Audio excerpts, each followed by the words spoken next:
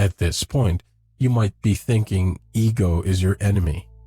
But the truth is to the contrary. Since your ego actually loves you, it wants to see you safe. It is like a dysfunctionally overprotective mother with your best interest at heart. So why do successful people who might have come from nothing and have accomplished so much seem to have even a somewhat easy time having their egos work for them instead of against them? The answer is connected to how you can align all the parts of your mind to make your dream reality. You remember when it was mentioned that in addition to the conscious mind and ego, there is also the subconscious mind. If the ego is a 500-pound gorilla, then the subconscious mind is King Kong. The ego is as helpless against the subconscious as the conscious is against the ego, if not more so. The subconscious is concerned with how you unconsciously expect your life to be like. It deals with the subconscious decisions you have made about life and about yourself.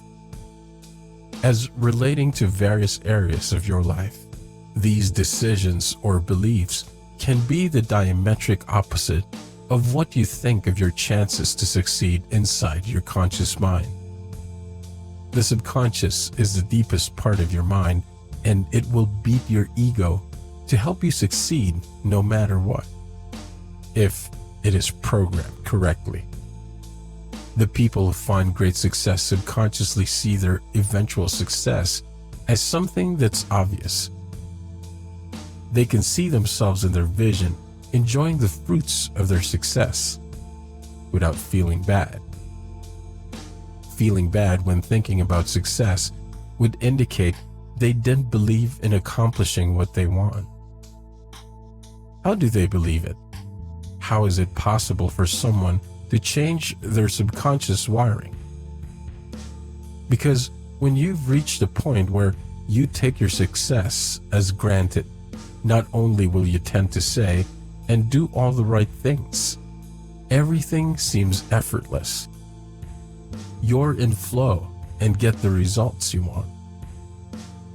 But your ego will do its very best, as competitively as it did before, to keep this new standard of success and happiness remain true for you, never letting that past set of circumstances in again.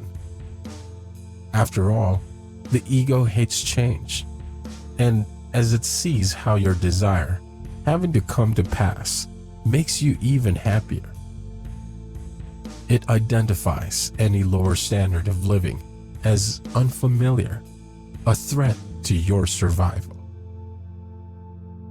Now, all the parts of your mind are aligning.